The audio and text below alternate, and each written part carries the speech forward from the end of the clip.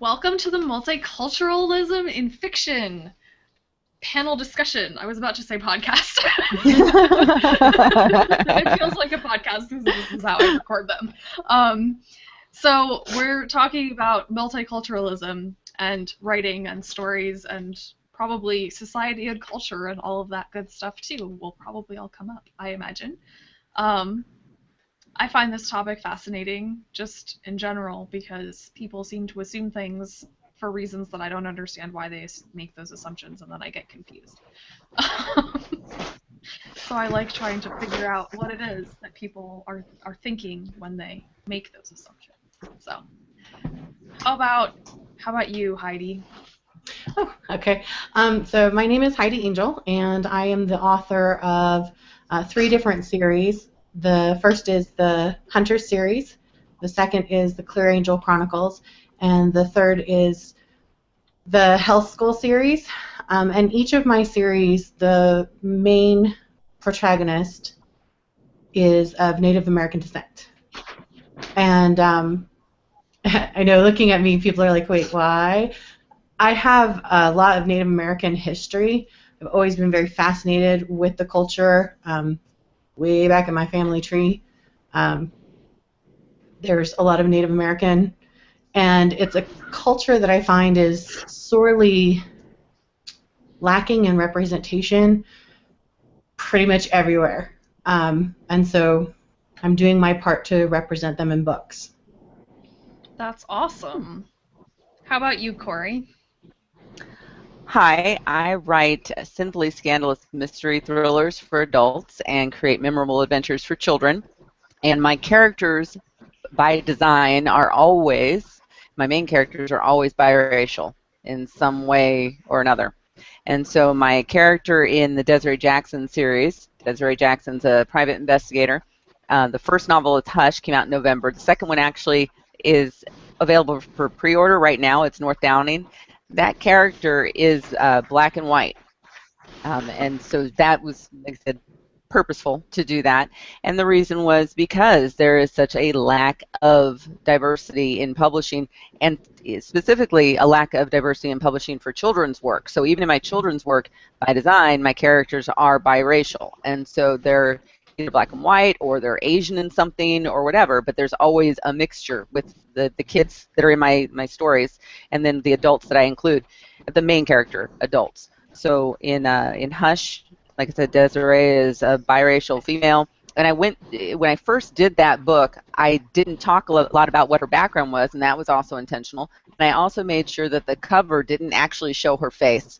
So you only saw her on that one, you never see her. But in Deadly Sins, which is the mini-series that I created for her, you don't see her face on the cover. You just see her from pretty much the back. And so you see this curly hair, it's long curly hair, and this rather nice looking back side of this character, but you don't see her face. And there were reasons why I did that, but that's why I decided I wanted to be in this panel, is because I like talking about diversity. It's an important topic, especially in publishing.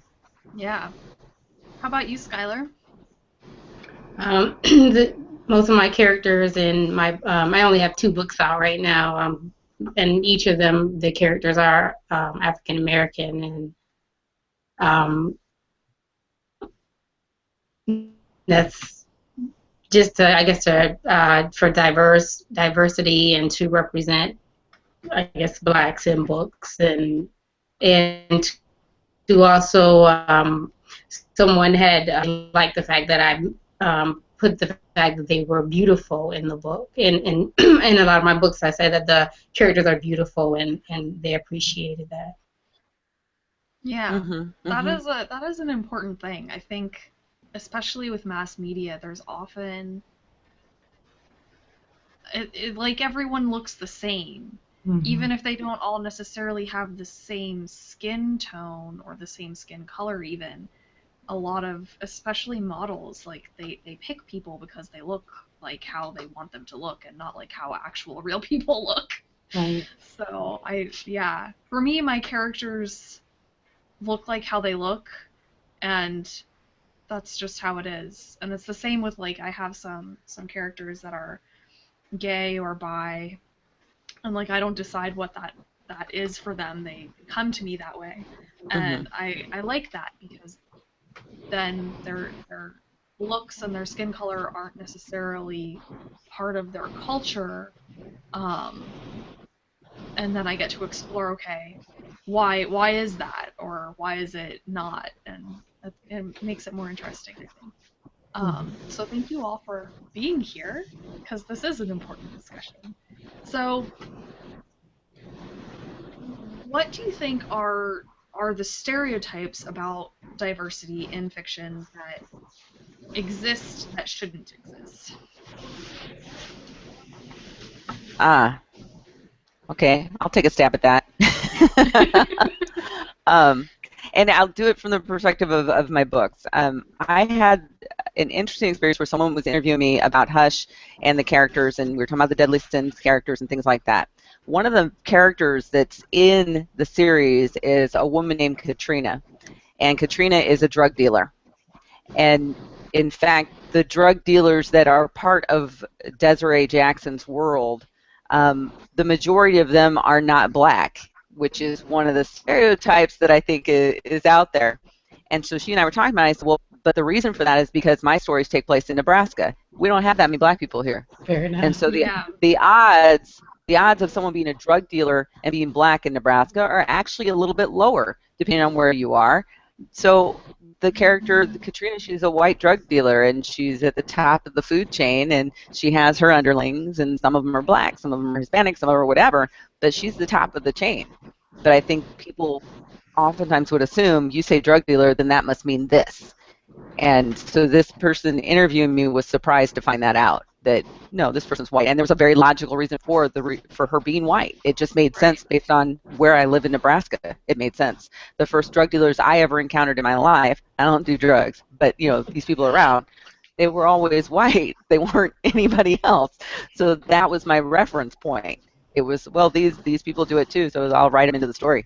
I think I have to say half the drug dealers I've known were white, so I mean, most. And I grew up in South Carolina, so of course I might have known more drug dealers. They just didn't let me know they were drug dealers because they didn't feel comfortable trying to sell to me. But I think there's probably more black people there. But I mean, I think that's. I grew up in the vicinity of Berkeley, California, and I'm pretty sure most of the drug dealers that I knew that they were drug dealers from not actually talking to them. Most of them, I think, were white. At least in my memory, they looked white. And yet, when you watch a movie or you read a book, that's not what comes out necessarily. Black or Latino, right. Always. Right. So we had somebody join us. Yeah, so Ani joined us. Hi guys. So we're talking about stereotypes related to diversity and what they are and why they shouldn't exist. Well, I mean, you take somebody. I'm actually a perfect example of a stereotype. I'm half Armenian, but I'm white. Yeah. And so it's like you can't judge a person by their name or what they look like. Yeah. So I mean, the best non-stereotype is what they did with the original Star Trek. Mm-hmm. Where they did. I mean, that was cutting edge, and in some respects, it's still cutting edge with the various generations because it's really the only show that really doesn't play into the stereotypes. Yeah. And stereotypes can also exist to I hate to say it, the gay and lesbian area as well. I mean, look at what they did with Amanda Tapping's Amanda Tapping's character in Sanctuary, or they did it with the strong lady in Grey's Anatomy, where the lady had to become gay to be acceptable as a strong character. Mm-hmm. That shouldn't happen. I mean, that really shouldn't happen. Gay or an angry black woman. Yeah, right? I mean, why do women have to be a certain way to be acceptable? Why can't we be acceptable as equals? As we are. As we are, exactly. we were talking about this a little bit in the memoir panel. Oh, jeez. Yeah. Yeah. I mean, Yeah. we're not all, you know, hourglass bimbos here. No offense to anybody. And we don't need to be rescued, and Yeah. We don't need to be, you know, I mean, yeah.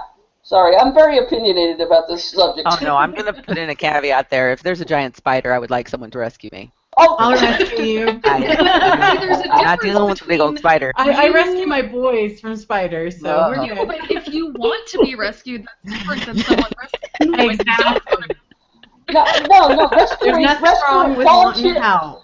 volunteering rescuing is one thing. We're crammed down your throat's another thing. That's what I'm talking about.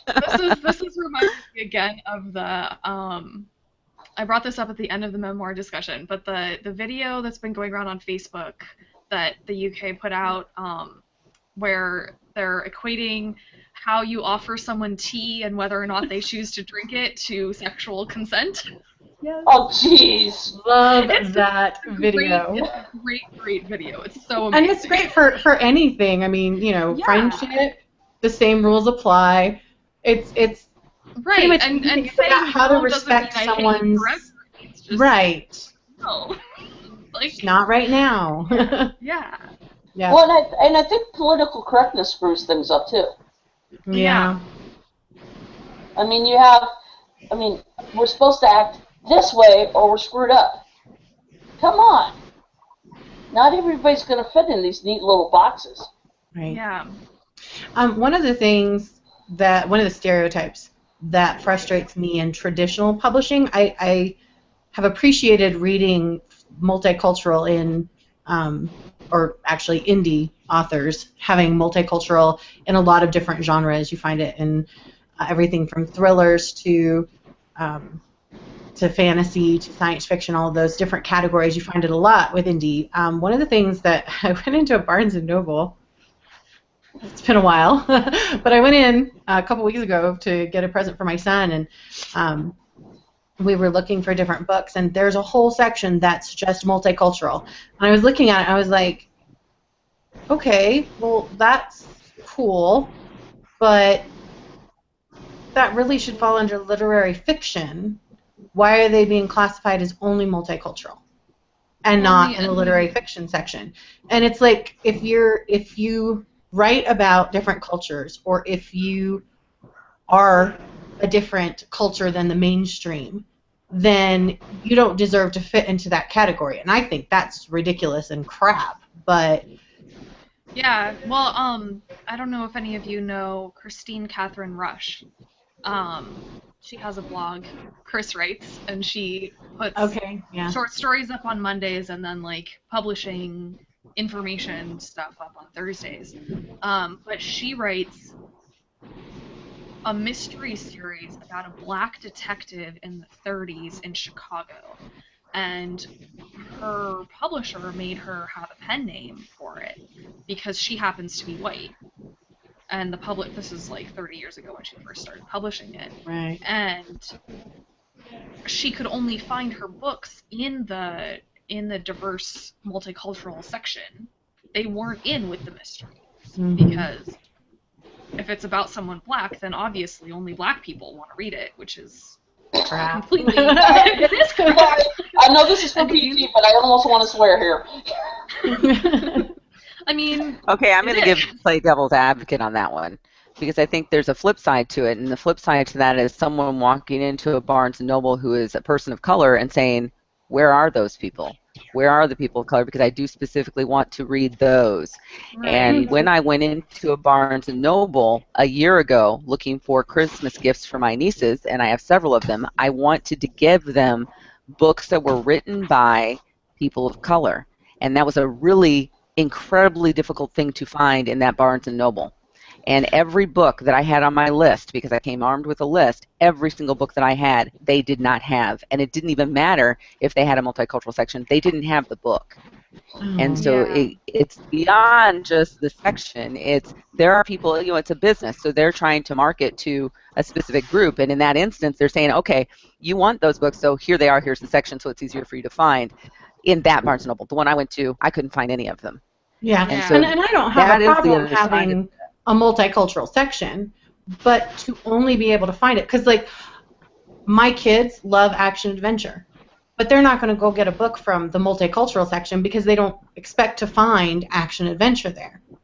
But they absolutely, their favorite characters from Rick Riordan, who is a white author that writes about, I mean, his, Kane Chronicles. yeah, that one, my son absolutely loves the Kane Chronicles.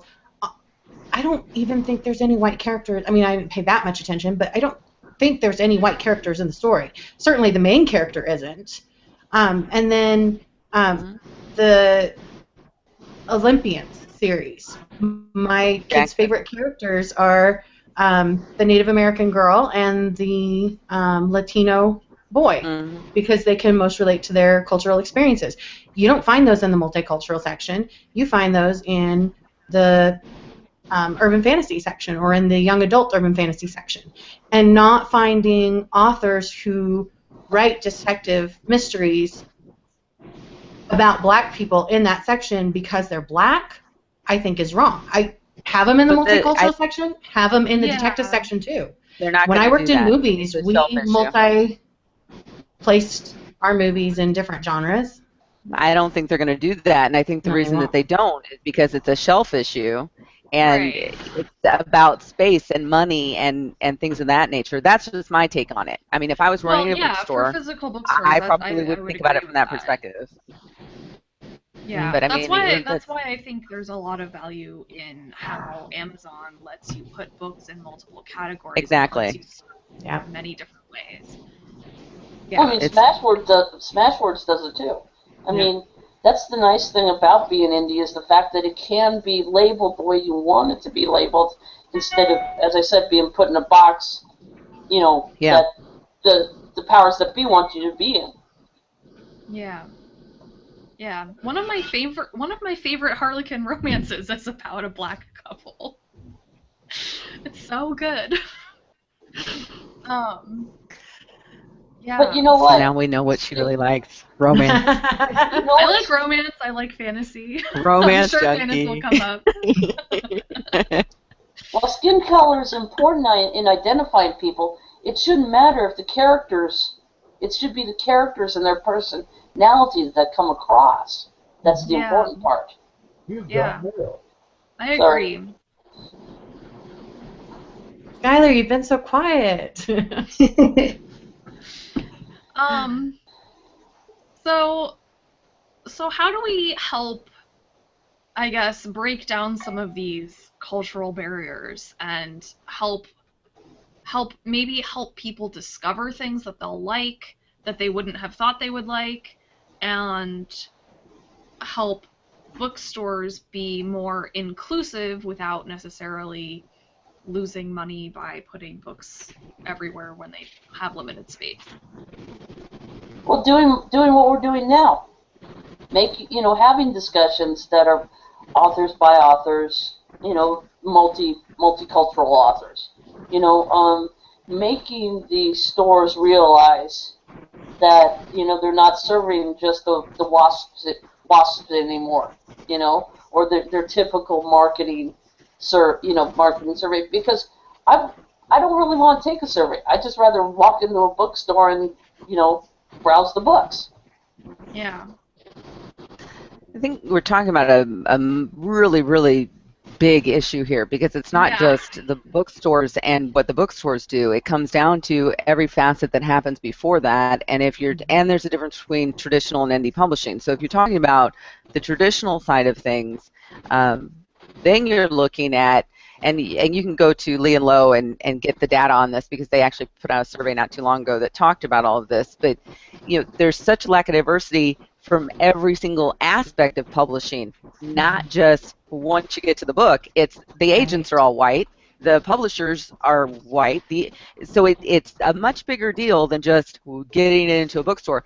And I mean, honestly, the bookstores, a lot of them are closing, the traditional bookstores. And so for me, that's actually not even a focus and a mindset. I'm much more interested in what's going on in the industry and the people that are involved in that industry, because they tend to be, if you want to go the traditional route, the gatekeepers for this stuff. So if you don't have people of color in those important positions, whether it's editing or acquisitions or copy editing, any of that stuff, then you're not going to see a huge change. And that was one of the things that Lee and Lowe's research, the study they did, pointed out. I mean, there was a Forbes article that talked about it, but you could go to Lee and Lowe's website. And Lee and Lowe has a tendency, they focus on children's work because there is such a need for diversity in children's books. And I've talked about this on my show, and everything. It's a huge thing. You talk about the stereotypes and how do we counter the stereotypes. Well, if you're not publishing books that have the people of color or people with disabilities or gay people or lesbian or any of that in them, well, then people don't get to see that. Children don't get to see that. And then you don't make concrete changes, necessary changes in the minds of those kids. I mean, that just doesn't happen if they're not reading about those people, whether they're white, black, purple, or whatever. If they're not able to read about them, that's the problem. And so I really, from my perspective, I don't even care about the bookstores. It's more everything else before you even get to that point. You know, what do you need to do? Because I think what we're really seeing is, if we're going to have bookstores, we're seeing more of a indie bookstore thing coming out, even with Amazon opening up their bookstore in Seattle and some other places. Right. You know, they're doing it differently, and their model will probably be more successful. Would you like to see more children's book clubs through maybe libraries where they intentionally pick diverse books? Yep. Yes. Yeah. I mean, anything that you can influence children with. I mean, we're not just talking. I mean, bookstores, as the other person said, is a small segment, but you're dealing with the media in general. I mean, media, prevalence are, is pervasive. Pervasive. Thank you. It's been a long day. I understand. In our lives, I mean, everywhere we go. I mean, we see pictures, we see, internet. We're bombarded with commercials. We're bombarded with certain things that just narrow our minds. Yeah. And that's one of the things that they've had in publishing. I remember in the 90s, there was a call for more racial diversity in books. And so a bunch of white authors kind of pulled a Rick Riordan, but not as well. And they got lambasted for it. And because they built on stereotypes that they'd seen on TV, they'd never known people. And that's one of the things that, when you have authors like Rick Riordan who are traditionally published, who are very big names, creating characters that are, he based each of those characters on kids that he taught. So he wasn't going off of just a stereotypical African American person or a stereotypical Native American person or a stereotypical, and there was some stereotypes that he did use to help, but he was focusing on these are the struggles of these people in general. Not all of them struggle, but this is the experience of this one that's very similar to many of them. And bringing that to the forefront in his writing, his first book, his first series, there wasn't expressed diversity. And when the Sea of Monsters came out, the movie, people were really upset that the satyr, or the satyr, sorry, was black, that they had casted a black child as the satyr. And my kids went, that makes perfect sense. And I went, okay, I saw him where he's Jewish, but it works. He was a great actor. He did a great job. But just, the way, because he describes their physicality, he didn't focus on racial descriptions. And I think that is part of what triggered his need to do that, to make people aware, hey, this character in my mind was like this. This character in my mind was like this. And I don't like to label somebody black or Native American or whatever, but you need to know these characters are representative of the students that I teach. So, yeah. And having more authors do like that and reach out like that is great. And then I've actually been struggling with as I'm writing. I have this character, and if she lived in the real world, she would be black. She's got very pale skin and blue eyes, and I'm not finding the right words to describe her looks, because if I say that she has pale skin, everyone's going to assume that she's white when she's not. And that's a one problem I of those haven't solved yet. Any Yeah. advice will be welcome. Well, is she an alien or is she a human? She's a human. I have a friend who looks identical to her. So, like, I know that these people exist, but, like, it's a different kind of paleness to the paleness that a white person would have. Well, Right. well You're describing my brother right now. I'm not even kidding. My brother and I are. I'm fairly pale skinned, and my brother is too. My brother has green eyes that change to blue depending on what he's wearing, and so that's how he looks. Yeah, I'd have to think about that a little bit more. But you're describing my brother. I mean, like, I can't. It's because.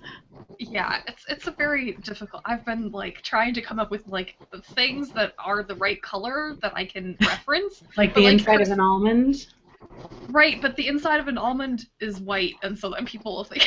Well, it's got a yellowish white tone to it. It is I mean, it yellowish, depends but on her skin where is she almost is in the. blue, almost blue-gray.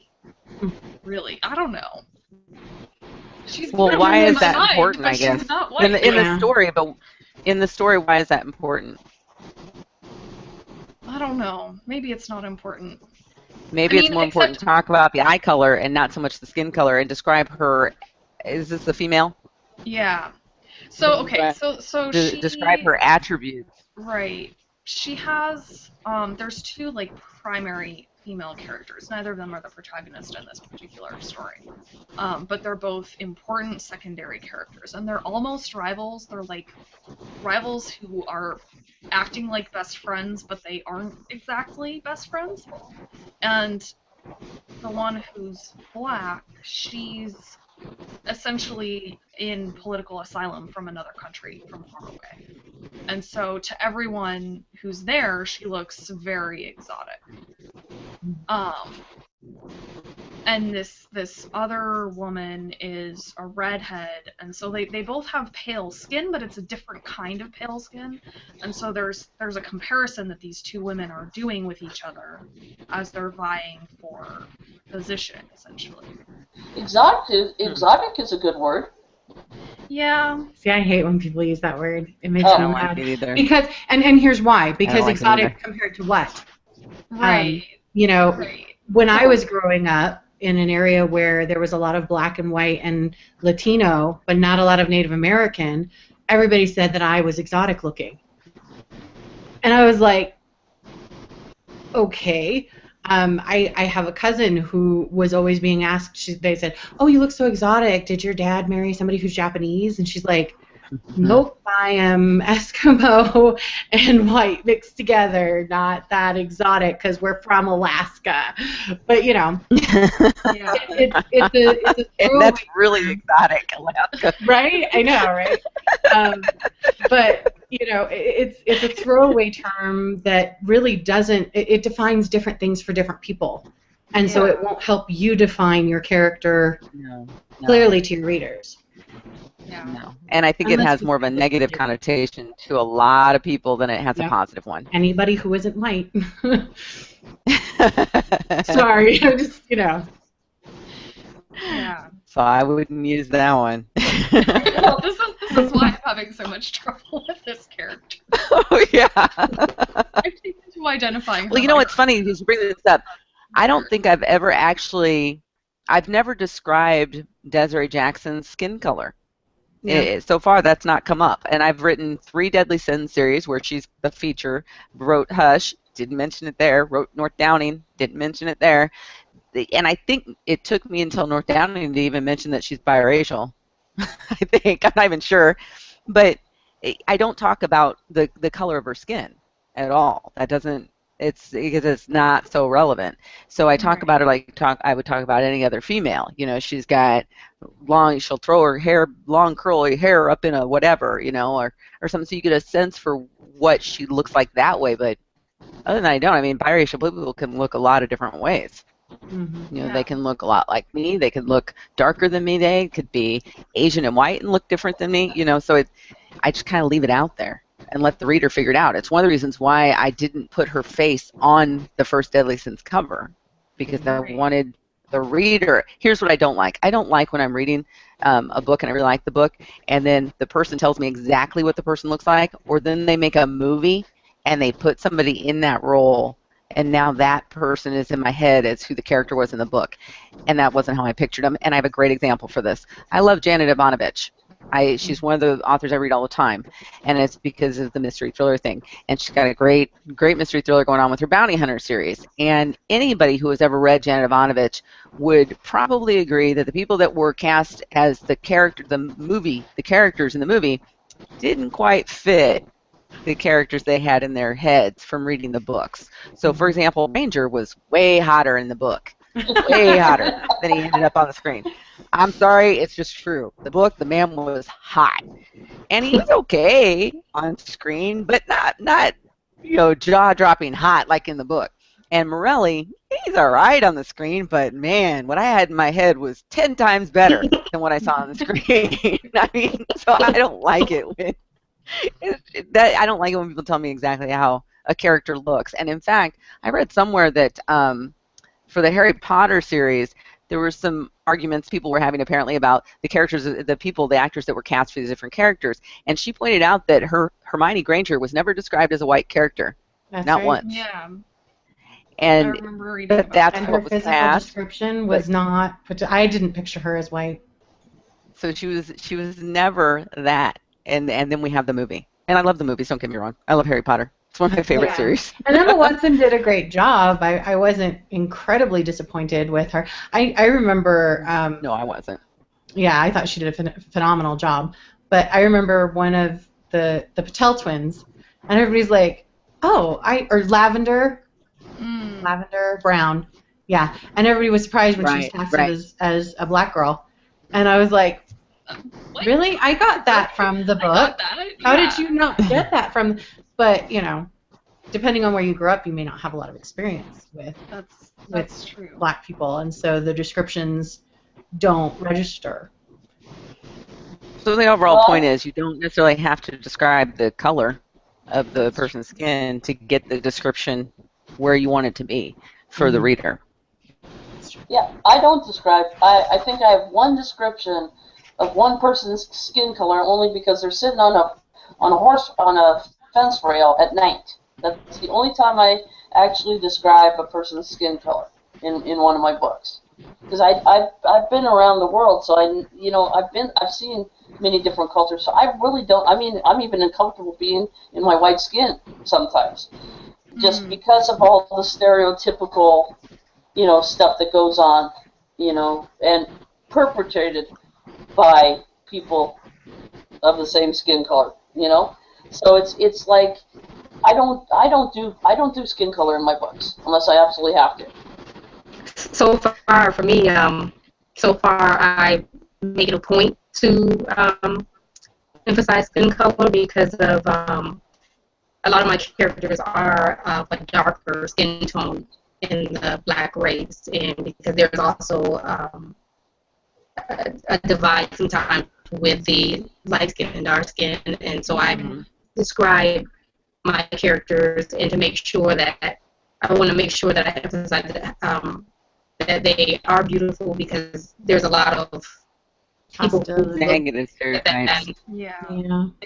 They look at it as negative, and so I'll try to make a point to describe the skin color if I can. Yeah. Skylar, I think you have a feedback loop going on. Yeah, there's something with Your the speakers. I think your Yeah, I speakers think are your turned up. A little bit. Okay. But I Check the understand. settings. I understand you completely. Some authors have to do it. Some authors don't. Yeah. It just I depends like on doing how it color. because I tend to be more of a visual person. So, so to me, I'm seeing the story in my head, and then I'm writing what I'm seeing. And then I have to remember to go in and add what the characters are feeling too, so that it has the proper depth. But I do have characters who are dark, and I make that clear, for exactly the same reason. One of my best friends is married to an African man, and he's good looking, and I used to describe him as like Idris Elba. What is that guy's name? God, he's hot. Oh, The one that plays Luther. That guy that Yeah. was going to be right. Oh my God, I can never say his name correctly, but hotter than hot. Anyway, I did use him. I did use him as a way to describe how somebody looked in one of my stories.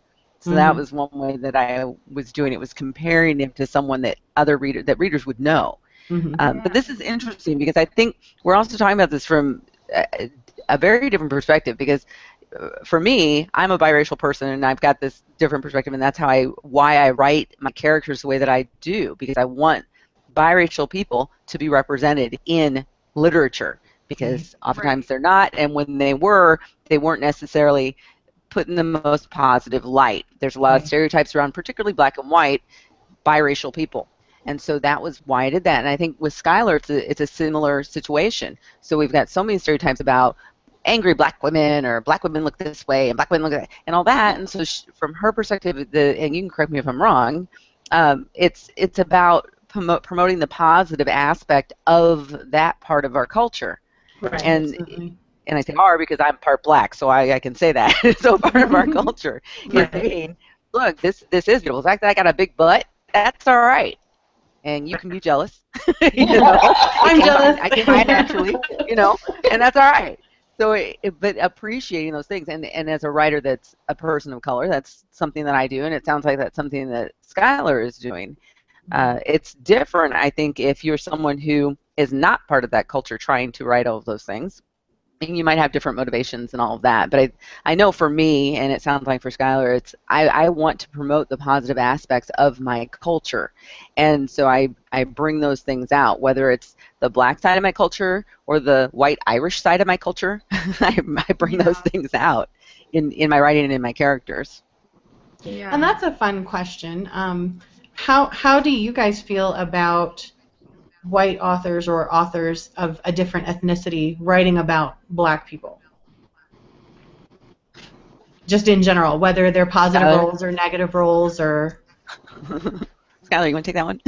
I don't really mind, as long as it's not stereotypical, because we all, not all black people speak the same or look the same, have the same economic status. So as long as it's it's done well, it doesn't matter. I appreciate that. I think that's part of the reason that I chose to write about Native Americans, is because they're always stereotypical, living on the res, and that wasn't my experience growing up, and that's not the experience for a lot of Native Americans. They grew up in white culture without a culture, without an attachment, and some of us have gone back and tried to make an attachment, but we're still not welcome on the res. We're not a part of the tribal societies because we've been out too long, and so seeing that other perspective and not just the stereotypical believing in juju and all that stuff was kind of important for me to embrace that and put that out there. Yeah. I think it's like anything else. I mean, if you're writing a character that you just don't simply know, you need to do your research. And that would be true whether you were a person of color writing about a person of color or whatever. You need to be able to do the research. And some of that research would require that you're around the people that you're writing about or that you're using as your source. I don't know a lot about drug dealers and everything like that. What I know is just from walking down the avenue to get to the bookstore. I will say that I've encountered a few here and there, and so I've used the ones that I've encountered as the base for some people that I've written, and that's just because I've traveled a lot, that I've been able to encounter people that I knew were doing that sort of thing. Travel, I think, is something we should talk about. I think it's really, really important, not necessarily from a racial perspective, but from a cultural perspective. I think travel teaches you how to appreciate cultures that you're not familiar with, and it teaches you how to be open-minded and curious instead of stereotyping and being closed-minded and judgmental. I totally agree. I think it should be a requirement of the educational system that they spend one semester at least overseas, not in this enclosed environment, but actually living in a culture. I mean, I was blessed with the fact that I lived overseas for a while, and I could appreciate, and I still appreciate, you know, what people do or what people think or what, you know, how people act in here. I mean, I remember getting back from overseas and walking into a B. Dalton's and being totally floored as to how many books there were. Yeah. And you see the politics of today, or you see the media of today, and you're going, you know, looking at it from a third culture perspective, which I consider myself, because I really, you know, don't have the first culture, and, you know, being overseas, you kind of go scratch your head, like, you can see where they're thinking in the stereotypical way, just because they may not have experienced everything else. Even traveling locally, like within the U.S., you Oh, find yeah. so many different things. You know, the way people are in LA and the way people are in San Francisco and the way they are in Berkeley and the way they are in Boston, it's all different. Right? Even I from used to neighborhood live, to neighborhood. yeah, So, I used yeah. to live in New York, and it just, from borough to borough, it's different. And I would meet people who hadn't actually traveled outside of their borough, which was Whoa. fascinating to me, Wow. that they hadn't done that. So they could just contain themselves in that one area, and it was just fascinating. I'm someone who I've traveled my whole life, and so it's something that I love to do. But it's equally interesting when you meet someone who's never done that and has no interest whatsoever in doing that, and then having a conversation with them about why and what motivates them not to do that or to stay where they are and all of that. I think that's just as interesting, you know. Yeah. So I think it is important to travel, but it's also important to find out why people don't, especially if you're a writer and trying to Yeah. write different characters. You know, why do they stay in that one spot? What makes them do that? Because I Safety. can't relate to it from a Yeah. personal perspective. I cannot relate to that, and so I like to get into the side of in their head and figure out why they. And I do think you're right. I think it's a lot of it is safety and feeling insecure going out Mm-hmm. of that environment. Yeah. But to your point about the schools and all of that, that would be awesome if they did that. I don't see that ever happening. I Because don't either. that would be a cost thing. Yeah. I don't need But I that. think it would be awesome. That would be really cool. It'd be too expensive. It'd be too, I mean, there'd be too many. Well, if you're going to do it for this program, let's do it for the arts, or let's do it for this more important program, you know? But I you know, don't there's an think. easy way to do it. How? There is an easy way to do it. And this is not, it's more cost effective. And I know schools that have done this where they have a sister city or something like that, and then the kids can communicate with the person like we are right now, Mm-hmm. Yeah. doing Google or Yeah. Skype or whatever. And I think that's a great step in the right direction, is that sort of experience. You know, and I say that in part because I live in a small community right now. And in fact, I live in the country, so I have to go into the town. And the town is only about 25,000 people. The greater area of that town is about 30,000 people. So we're not talking about a big area, but I only live 30 minutes from a city that's about 1 million. So that's where I am. But in this town, I can remember, I've only been here 8 years, and I was at a local establishment and playing with my child and some other children. We were playing Duck, Duck, Goose, and this kid went around, and I was sitting there, and she's like, Duck, Duck. She got to my head and went, huh. I was like, mm-hmm. And so she wondered why my hair felt the way that it felt, Different. Mm-hmm. which would be a question that I would not necessarily have to answer if I were living in a more diverse environment, right? Yeah. But that is a question here, and that was a legitimate question. This kid was curious and didn't understand. But if she had access to, one, more books that involve people of color who happen to have hair like mine, or Google Hangouts, where she interacted with other people, then that question might not come up. Because, well, or it would, but it'd be in that environment, and there'd be more dialogue, and it'd be with other kids, so it'd be a slightly different environment for her. But I mean, that's why I say that's a cost-effective way to do it. It's unfortunate not all schools do that. Yeah. You know, but Especially also, because they also it's- can't all afford the equipment. Yeah. Right. Right. I'm trying to avoid the sun. I have the sun coming in a spot I that's can really see you. annoying It's like right now, it's and I hitting right keep in your eyes. moving, and I'm like, oh my god. I might have to move my desk because this is where I'm supposed to be doing all my blab stuff. I might have to move my desk. It's just horrible. I usually don't work in this. I'm in a different building. I usually don't do things from this building, and so I'm like, So oh my god, that sun. So I guess I'll see you on Sunday then. Yeah.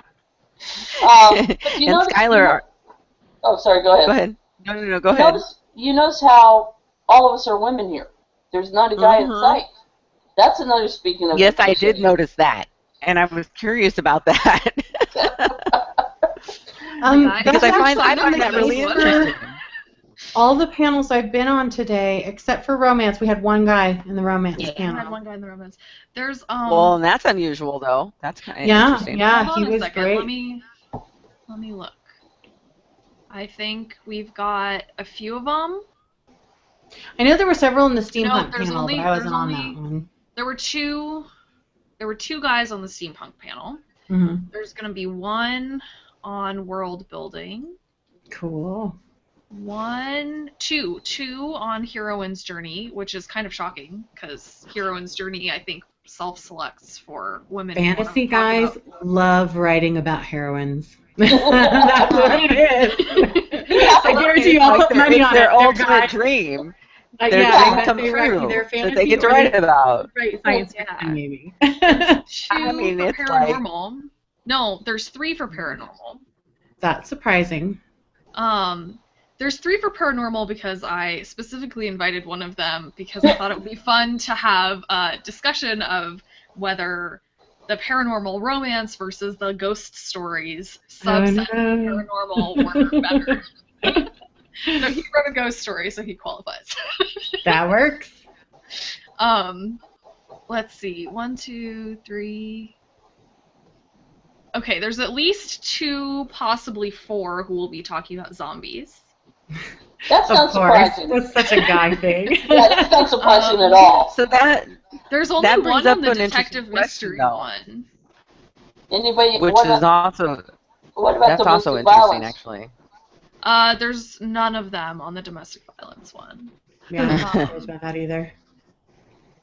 It's an uncomfortable So subject. that would be an It's interesting. an uncomfortable subject for them, and from what I know of men who have experienced domestic violence, they're often much more reluctant to discuss it than women because there's an assumption that men can't get raped. Right. And so people are or more, be abused. I mean, it's not always rape, so just be abused. Right. I but mean, those who are there's a fear of being perceived as weak because they let the abuse happen. Right. Exactly. And I think the victim blaming is worse for them. True. The science fiction panel has, I think, 2. So that would be an interesting after this sort of convention thing. Interesting question would be to send out a survey and try and figure out why. Because it seems as though there were several people that were both male and female that were that are part of the convention. What attracted some to this panel, multicultural, and didn't attract others? Why weren't there any men in this panel at all? I mean, that would be an interesting question. On the mystery detective one, traditionally in that genre, there are women writers, but the ones who get highlighted in that genre traditionally have been men. So why aren't there so many there? That to me would be interesting information for after the convention to see if we could determine that, figure that out. It would also be interesting to find out, I think women tend to be more inclusive. And I think men will do things, but they're not necessarily going to invite all of their friends to also do things. So it would be interesting to find out if there just happen to be more women involved in more of the events, simply because we invited people we knew and we spread the word about it more. Mm-hmm. I don't know. I don't know. That's why it'd be good to ask. Yeah. One of the things I've noticed going through the different authors' booths is that there's a vast majority of us are women. And Bacher released some statistics recently about the number of traditional published versus self-published women. And traditionally published, it tends to be more men with less women, and indie published or self-published, it tends to be more women than men. So that may play a larger factor, because I know a lot. I've only seen a handful that are hybrid. I haven't seen any that are specifically traditionally published that are a part of this conference, or that said that they were. I think it appeals more to the indie published, self-published crowd. I know at the convention I was at in Austin, Texas last week, I think there was a pretty even split, men and women. But I haven't looked at the Facebook group to do any statistics. But I also, when I was in the fantasy group with them, I was the only woman who showed up, and it was all men. And so that was an interesting thing to notice as well, that I think some genres appeal more to different genders. Mm-hmm. To bring this back to the diversity thing, because we're talking about diversity, that is diversity too. Right. There seems to be a lack of it. Surprise. When we were talking earlier about, it seems like we were talking quite a bit from an adult perspective and not so much from the children's perspective, and why it would be important for the children to see, whether they're white, black, or purple, to see people that are different than themselves in books, and why that would be necessary. We were touching a little bit more on how it's important from, like, my perspective as an adult to be able to read those things, or Skylar's perspective, or whatever. But it'd be, why would it be so important? I have my view on why it would be so important, but why do you think it would be important for kids to see people of color, people with disabilities, people that are just different than themselves in books, in magazines, in movies, in all of those different fields? If you could touch on that, that'd be great. From my perspective, it's people are people, and they happen to look very different from one another sometimes, and they happen to come from many different backgrounds, and the culture that they come from changes what things they value, and it changes how they perceive a situation. So for me, it's important for children to be exposed to a large breadth of cultures and appearances, so that they know that it's okay for people to look different and to think differently, and that they're still people, and they're still good, despite the fact that maybe they have nothing in common with them. I totally agree. It's more of, they're more innocent at that time. They're more open. It's not until they have lessons taught to them that they start distinguishing between black, white, Chinese, whatever you want, that they start putting people in boxes. So showing them the wide diversity when they're kids, and they have the chance to not have the preconceived notions, can fight against the preconceived notions once they are inundated with them through whatever means, whether it's school, television, media, or whatever. Yeah. Well, and I think it's true of every kind of diversity that there is, whether it's racial, sexual, and it's about critical thinking. Status, my dad comes from a very, very different background than I did, because he worked his way up from nothing. And he, on purpose, made it possible for my brother and my sister and I to travel and to experience things that he didn't get to experience because he understood the difference. But a lot of the people I went to high school with, it was inconceivable to them that I couldn't just go out to ice cream after school because I had to wait for my parents to pick me up. Like, I didn't have a car, and that was because we just didn't have enough cars for me to have a car, and that was inconceivable to them. And they would make these plans and be sad that I couldn't go, without really realizing that they were making socioeconomic status assumptions. They assumed because I was white and they were white, and that we went to the same high school, that I had all of the same resources that they did. So I think it's important to teach people to be open-minded about all of that, and I do agree with you that it starts with the children, and I liked that we talked about that. Well, it's also about critical. Oh, sorry. Go ahead. Oh, I also think it's important so they can see that the world is bigger than just them and their neighborhood. They can just Exactly. see it Yeah. as a whole. Another point is that for children who are different, to be able to see themselves in books. I know when I was living in South Carolina, I lived in a predominantly African American neighborhood, and I helped out with the summer program. And one of the things that I did was reading time, and the kids did not like it at first. They were upset, and I was like, "Why don't you like to read?" And they're like, "Because the books are stupid and they're not about us." And I was like, "My books that I have here for you are," because I purposely selected children's books that had a wide range of characters because I wasn't sure what I was going to come up against. I knew they were going to be predominantly African American, but I didn't want to assume that they would all be. Yeah. And so I had a wide variety, and at the end of the summer, reading to them every day for half an hour, I had a handful of kids that were excited about reading now and wanted to know what other books that I could recommend to them. That all they needed was to see themselves in books. But when you don't see yourself in books, when you don't see yourself in positive positions in movies, when you don't see yourself even casted in comic books, for example, a lot of people were angry about adding diversity to the comic books because they felt like they were pandering to an audience. No, they weren't. They were providing, and it's interesting because comic books used to have more diversity. It's only been recently when they were focusing more on the paycheck than on telling the story that they became less diverse. Mhm. And they're trying to get back to that diversity and showing positive characters and showing positive characters across multiple racial, ethnic, and even national backgrounds.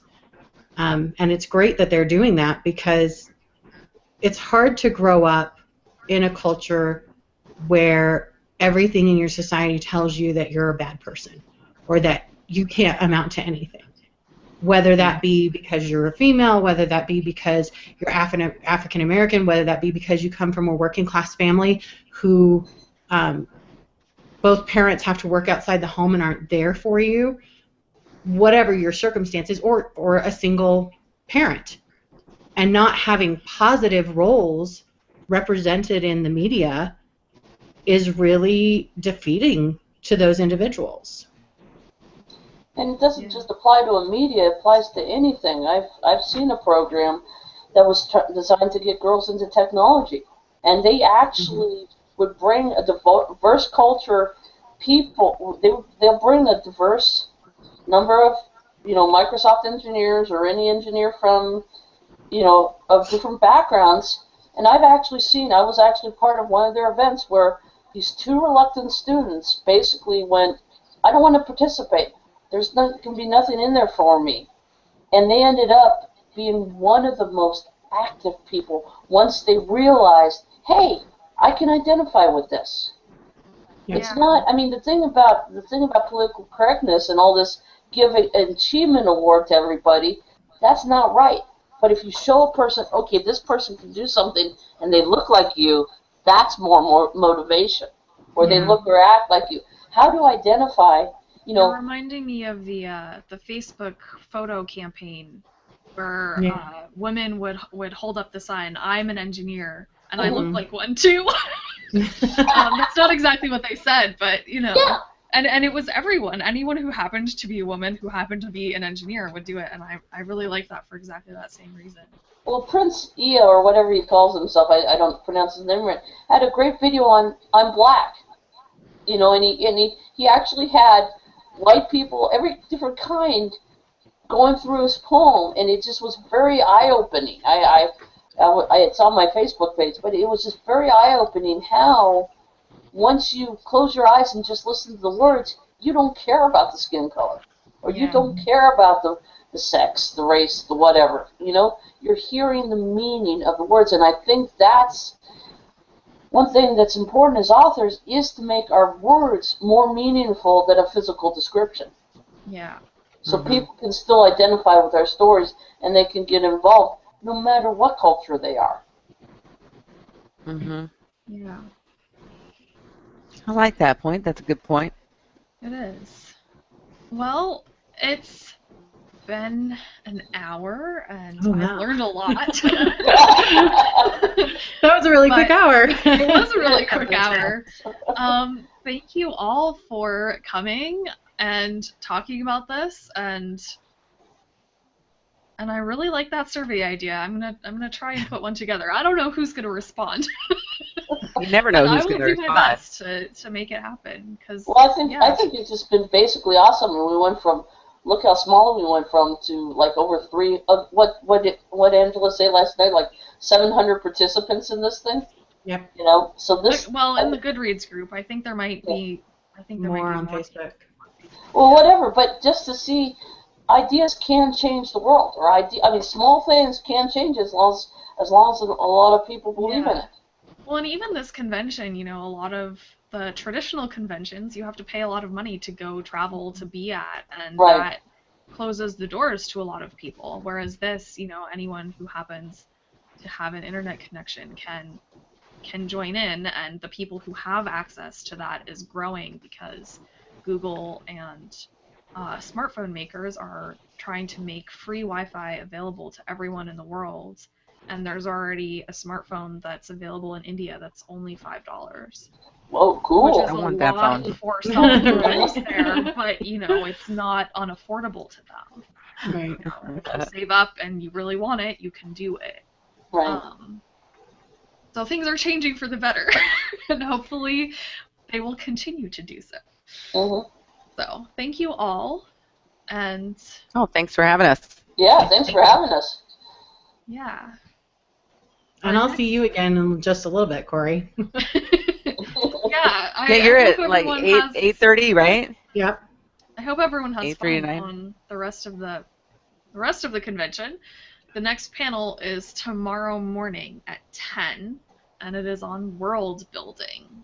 And I'll see you Ooh. there, Aurelia. Yeah.